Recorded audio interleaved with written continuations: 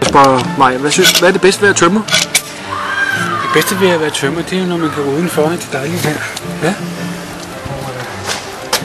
Og så er det træduften. Det nye friske træ. Nå, ligesom noget du har der? Ja. Ja.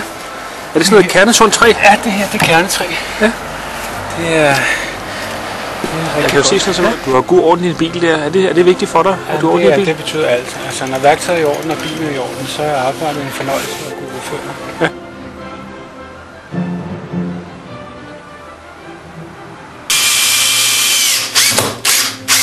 Koncentrerer ikke?